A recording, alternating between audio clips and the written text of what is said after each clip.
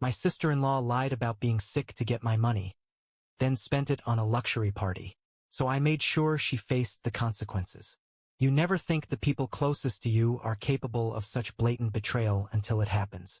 When it does, the blow isn't just emotional, it's financial. I'm sitting here at my computer, still trying to wrap my head around the whole mess. Anna is one of those people who always seems to live in a constant state of crisis.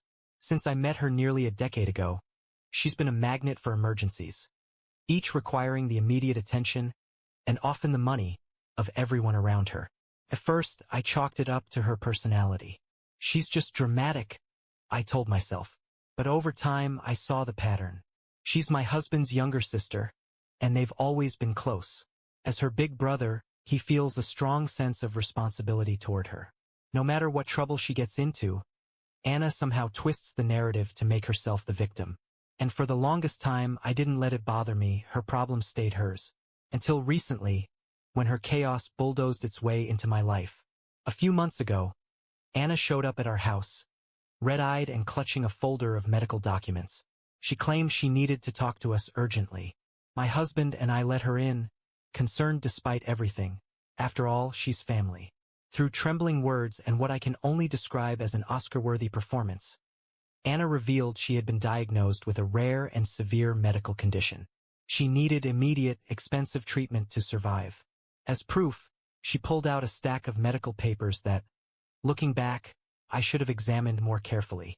She explained she'd already pawned jewelry, sold personal belongings, and emptied her savings, but it wasn't enough. Then came her final, heart-wrenching plea. "You're my last hope." That night, my husband and I debated the situation. I wasn't convinced. Something about the story felt off. But my husband couldn't bear the thought of abandoning his little sister in what seemed like a time of need. "If something happens to her and we didn't help, I'll never forgive myself," he said. So, despite my reservations, I relented. After all, she was family, and maybe she really was just having an awful run of luck. We wired her a significant amount of money, enough, she claimed, to cover the initial treatment. My husband even offered to help her find additional funding options if necessary. But she assured us this would take care of everything. Anna cried, thanked us over and over, and promised to keep us updated on her recovery. Then she left. For the next few weeks, we barely heard from her. My husband sent her several messages to check in, but her replies were vague. "I'm exhausted," she'd say. "I'd rather not talk about it."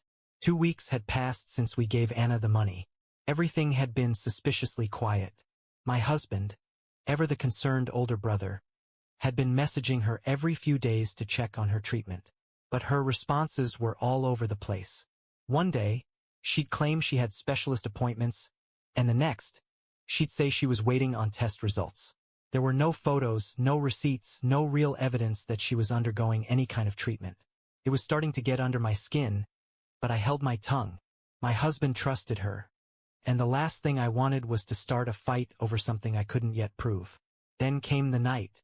It was a Saturday evening, and after a long, exhausting week at work, I was relaxing at home. My husband was watching a movie in the living room, while I scrolled aimlessly through Instagram. That's when I saw it. A story that felt like a slap across my face. The first clip showed a lavishly decorated table, complete with candles, fresh flowers, and a tablecloth that practically screamed expensive. The tag on the post confirmed it was Anna's account. I frowned, trying to make sense of it. Maybe she was just a guest at someone's event, I thought, attempting to brush it off. But as I swiped to the next story, my confusion turned to disbelief. The next clip revealed a professional DJ in a sleek booth, spinning tracks under strobe lights for a packed dance floor. Guests in formal wear swirled around, laughing and dancing. Another swipe revealed a banquet. Plates arranged so artistically they could have come straight from a Michelin-starred kitchen. And then there she was. Anna stood in the middle of it all, draped in a stunning, shimmering red dress that probably cost more than my entire year's clothing budget. She was laughing, dancing, and posing for photos like she was the star of the night. Each video, each photo made my stomach twist tighter. This wasn't some casual gathering. This was a luxury event that didn't fit at all with the story of someone supposedly drowning in medical debt and begging for help. I stood up abruptly, my phone clutched in my hand, and marched straight to the living room where my husband was glued to his movie. I held up my phone without saying a word. My husband's expression shifted as he watched the videos, moving from confusion to disbelief. This is from tonight?" he asked, his voice unsteady. I nodded silently. I could see the battle in his mind, the shift from denial to frustration happening in real time. "There has to be some kind of explanation," he muttered, though even he didn't seem convinced by his own words. But I was done giving Anna the benefit of the doubt. A wave of anger washed over me as I realized just how thoroughly we'd been manipulated. While my husband struggled to process what he was seeing, I grabbed my phone and fired off a message to Anna. My hands shook with anger as I typed, "Anna, can you explain what's going on? I just saw your Instagram stories." I hit send and waited. Each passing minute felt like an eternity. My husband urged me not to jump to conclusions, but the anger simmering beneath his calm facade was unmistakable. Finally, Anna replied. Her message was short, dismissive, and almost mocking in its indifference. "Oh, it was just a small gathering with friends. I needed something to distract me after these tough weeks." My eyes widened in disbelief. A small gathering? DJs? Luxury catering? And professional decor do not scream small gathering. Taking a deep breath, I typed another message, this time letting my frustration show. "With what money, Anna? The last time we spoke, you said you were broke and needed help for your treatment." Her response came almost instantly, as if she had rehearsed it. "It wasn't as expensive as it looked, and some friends covered parts of it. You don't need to worry about it." At that moment, my patience ran out. Her casual tone, her complete lack of remorse. It all confirmed what I had feared. She had lied to us. She took the money we gave her, money meant to save her life, and used it to throw herself a lavish party. My husband suggested we confront her in person. "Maybe there's more to the story," he said, though he looked as unsure as I felt. But I knew better. This wasn't just a misunderstanding or a bad decision. Anna had lied, manipulated us, and used our kindness for her own indulgence. Worse, she didn't seem to feel even a shred of guilt about it. That night I barely slept. My mind raced with questions. Was there ever any illness at all? How much of her story was fabricated? What else had she lied about? One thing was crystal clear. Anna wasn't going to get away with this. If she thought she could exploit us without consequences, she was about to find out just how wrong she was. After what Anna did, I decided to find the truth myself. Starting with her Instagram, I noticed several photos and videos from the party tagged by other attendees. Curious, I opened every tag. To my surprise, many had public profiles, and their posts were revealing. There were pictures of extravagant decorations, videos of the DJ, and comments praising Anna for hosting the event of the year. One even said, "This outdid your party from last year. How do you always pull it off?" That comment stopped me cold. She's done this before? Determined, I dug deeper and found the venue tagged in several posts. A high-end downtown event hall. A quick search confirmed it wasn't cheap. Renting it alone cost more than many people's monthly income. I decided to call the venue, posing as someone interested in booking a similar event. Casually, I asked about the recent party Anna hosted. The receptionist happily confirmed it was a private, high-end event with a hefty bill that had been paid in full. How could she afford this? Armed with screenshots and notes, I confronted my husband. At first, he resisted, suggesting someone else might have paid. But when I showed him comments praising Anna for her effort and the proof from the venue, his disbelief turned into shock. "We need to confront her," he said, clearly shaken. Though I doubted it would help, I agreed. The next day, we showed up unannounced at her apartment. Anna greeted us with a smile far too bright for someone in a supposed crisis. The first thing I noticed in Anna's apartment was the mountain of shopping bags stacked in the corner. Luxury brands, all glaringly out of place for someone who'd claimed to be destitute just weeks earlier. We sat down, and my husband wasted no time. "Anna, we need to talk about the money we lent you and the party you threw. None of this adds up." Anna's face flickered with surprise, but she quickly recovered. "I told you it was a small thing. I didn't spend much. My friends pitched in. Couldn't hold back anymore." "Small?" "Anna, I spoke to the venue. I know exactly how much it cost and I know you paid the bill. I've seen the photos and the comments. Stop lying. For the first time, her composure cracked. Okay, yes, I spent some of the money, but only part of it. I needed it, and I don't understand why you're making such a big deal out of this. A big deal? I shot back, my voice rising. You lied about being sick to get money from us, then used it for a luxury party. This isn't a misunderstanding, Anna. It's a scam. My husband, who had been quiet until now, finally spoke. Are you saying there was never an illness? That it was all a lie? Anna stumbled over her excuses, mentioning depression and needing something to cheer herself up.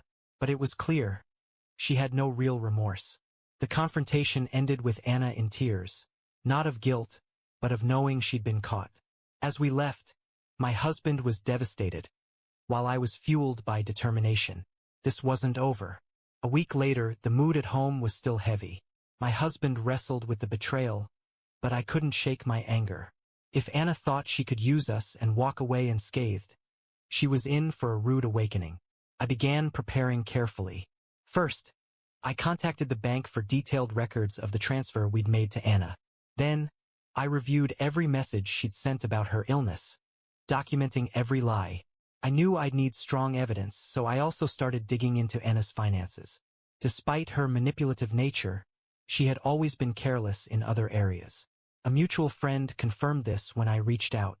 A mutual friend who worked with Anna revealed that she quit her job months ago, claiming she needed to focus on her health. But instead of saving money, she talked about parties, dinners, and shopping sprees. Digging deeper on social media, I found another friend's post thanking Anna for hosting yet another extravagant event weeks earlier. It wasn't as large as the party we discovered, but it confirmed a pattern. Anna had been funding this lifestyle for months, and it likely wasn't just with the money we lent her. As I compiled more evidence, my husband finally spoke up. He admitted he could no longer protect Anna. Despite his pain, he agreed it was time to take more serious action. We consulted a lawyer, detailing everything, from Anna's initial lie to the proof we had gathered. The lawyer believed we had a case but warned it would hinge on proving Anna never intended to use the money for treatment. Then he suggested we investigate further, particularly if Anna had misused our information elsewhere. That's when I discovered something chilling. Reviewing my financial records, I found an attempted application for a line of credit in my name. It had been rejected due to incomplete documentation, but the timing and access to my details pointed clearly to Anna. Though I couldn't prove it outright, the connection was too strong to ignore. This discovery strengthened our resolve to pursue legal action. Meanwhile, tensions with my mother-in-law escalated. When she learned we were considering a lawsuit, she was outraged. "How can you do this to your own family?" she cried, refusing to acknowledge the deliberate harm Anna had caused. Adding fuel to the fire, Anna began spreading her version of the story, painting us as villains among friends and family. Instead of reconciling or apologizing, she tried to turn others against us. Anna doubled down, accusing us of trying to ruin her life over a misunderstanding. She even had the nerve to claim we were attacking her because we didn't understand her emotional struggles. Her audacity only fueled my determination to see this through. If Anna thought she could manipulate us without consequences, she was sorely mistaken. With our lawyer's help, we drafted a formal letter demanding repayment of the loan, warning her that legal action would follow if she didn't comply. We sent it via certified mail to ensure she received it. Though we knew this could escalate the conflict, we were prepared to take that risk. Anna had to understand her actions had repercussions. 2 weeks passed and, predictably, there was no response. While my husband clung to optimism, I suspected her silence meant she was plotting something, and I was right. Soon, our phones were flooded with calls and messages, not from Anna, but from relatives and friends who had clearly heard her side of the story. She was spinning a narrative that we were persecuting her unfairly, heartlessly demanding money from someone still recovering from a serious medical condition. Some relatives even accused us of being cruel and unsupportive. One particularly bold in-law messaged, "Don't you think you're overreacting? It's just money, and Anna's been through a lot." That last line almost made me throw my phone across the room. Exasperated, my husband called his mother to set the record straight, but the conversation quickly went south. True to form, my mother-in-law sided with Anna, brushing it off as a mistake. "Everyone makes mistakes," she said. "You don't have to take this so far." Listening from across the room, I couldn't stay silent. I grabbed the phone and said, as calmly as I could, "Mistakes? This wasn't a mistake. This was a calculated lie to steal from us." There was a long pause before she replied coldly, "Maybe you should learn to be more understanding. Family should come first." That was the end of the call for me. I hung up, knowing nothing would change her mind. As the family drama escalated, Anna added fuel to the fire by posting a vague message on social media.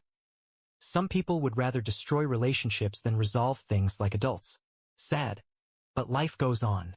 She didn't mention names, but the comments were clear. Her followers had taken her side. Supportive replies like, "Don't let them get you down," piled up, leaving no doubt about where most people stood. Comments like, "You're stronger than them," and "Toxic people always try to bring you down," flooded Anna's social media post, fueling her manipulation. But instead of letting it fester, I saw an opportunity to set the record straight. With my husband's support, we crafted a clear and factual message, attaching screenshots of our conversations with Anna and evidence of her lavish party. We sent it to the family's WhatsApp group with a firm statement. "We understand some of you may have doubts, but here are the facts. Anna lied about her medical condition to get money from us, which she used to fund a luxury party. She's been twisting the narrative to paint us as villains, but we won't tolerate defamation. While we value our family, we cannot overlook her actions. This will be resolved legally if necessary." The reactions were mixed. Some family members offered support, admitting they hadn't known the full story. Others stayed silent, while my mother-in-law and a few die-hard defenders continued to stand by Anna despite the evidence. Privately, a cousin messaged me, "Thank you for clearing this up. I've always thought Anna was manipulative, but this takes the cake." Her words were a small comfort amid the fallout. Our lawyer informed us that Anna's lack of response to the formal letter gave us grounds to proceed with a lawsuit. My husband, hesitant at first, finally agreed. This wasn't just about the money anymore, it was about standing up for what was right. Once the legal process began, Anna broke her silence. She sent a message dripping with sarcasm and blame. "You really had to take it this far? We could have handled this privately, but you're choosing to destroy the family. Don't expect me to pay you back now." Her response only confirmed our decision to let the lawyers handle everything. Anna had no intention of owning up to her actions. As we focused on building a strong case, her lies began catching up with her. A mutual acquaintance revealed that Anna was struggling to maintain her lifestyle. Friends who once flocked to her extravagant parties were distancing themselves, likely because she could no longer keep up appearances. Even some family members who initially supported her began to doubt her after seeing our message. It felt satisfying, in a small way, to see her web of deception start to unravel. After we formally filed the lawsuit, everything changed. Anna, who once seemed arrogant and untouchable, began to crack under the pressure. Her attempts to manipulate the family and spread her skewed version of events were no longer working. The evidence we shared had left a mark on her reputation. While she still had staunch supporters like my mother-in-law, most of the family had started pulling away from her. Ironically, in trying to save her image, Anna only dug herself a deeper hole. A few days ago, we received a call from one of her close friends. Frustrated with Anna's lies, she confessed that Anna had been asking for money from several people, claiming it was for an urgent legal issue caused by us. The friend initially believed her but grew suspicious when Anna couldn't provide clear answers about where the money was going or why she couldn't turn to her family. After hearing rumors about the lawsuit, the friend confronted Anna. In a desperate attempt to maintain control, Anna accused us of carrying out a personal vendetta. But her friend didn't buy it and decided to tell us everything. We added this new information to the case, further strengthening our position. Meanwhile, Anna missed the deadline to formally respond to the lawsuit, giving us a significant legal advantage. As her personal problems mounted, Anna's glamorous lifestyle began to collapse. A reliable source informed us that she tried organizing another party, but many people declined the invitation. Word of her financial troubles and deceit had spread, and those who once flocked to her now saw her as a liability. Even her closest friends had distanced themselves, leaving her increasingly isolated. The turning point came when the court issued an order for Anna to repay the money she owed us. Though we knew it was unlikely she could pay it all immediately, the judgment was a decisive blow. Along with the repayment order, the judge imposed additional penalties for damages due to her fraudulent behavior, further worsening her financial situation. Then, one afternoon, as I was reviewing documents at home, I received an unexpected message from an unknown number. It was Anna. The tone of Anna's message was unlike anything I'd seen from her before. Gone was the arrogance and disdain. Instead, it read, "I need to talk to you. Please give me a chance to make things right. I can't handle this anymore." My first reaction was disbelief. After all the damage she'd done, she thought she could fix everything with a simple conversation? My husband and I debated whether to respond. He, still hurt but holding on to some shred of hope, thought we should at least hear her out. I was less convinced, suspecting this was yet another manipulative ploy. In the end, we agreed to meet her, but only on our terms, in a public place to avoid any dramatics. Anna arrived late as expected. When she finally appeared, she looked nothing like the confident woman who had once lied to us so effortlessly. She was a shadow of herself, her posture slouched, her eyes hollow. Sitting across from us, she began speaking in a tone that was almost pleading. She admitted she couldn't pay us back because she was completely broke, but insisted she wanted to make things right. Her words were a mix of excuses, tears, and vague promises. I let her talk, but in my mind I'd already made up my mind. This was another desperate attempt to wriggle out of the mess she'd created. When she finished, I spoke, my voice cold and firm. "This isn't about fixing things, Anna. It's about you taking responsibility for your actions. You lied to us, stole from us, and destroyed any trust we had in you. What you're facing now isn't our fault. It's the result of your choices." Anna tried to respond, but my husband, who had been silent until now, cut her off. His voice was steady but full of finality. "There's nothing more to say. The court has ruled. Do the right thing for once in your life." We left without looking back, leaving Anna sitting alone, facing the weight of her own actions. Walking away, I felt a mix of emotions: relief, satisfaction, and a tinge of sadness for what this had done to our family. But deep down, I knew we had made the right choice. This wasn't just about the money. It was about protecting ourselves and setting firm boundaries. From that day forward, we cut all contact with Anna. The family remained divided, but I no longer cared what her supporters thought. I'd learned an invaluable lesson. Family doesn't mean tolerating abuse or manipulation. Anna tried to play us, but in the end, she lost everything.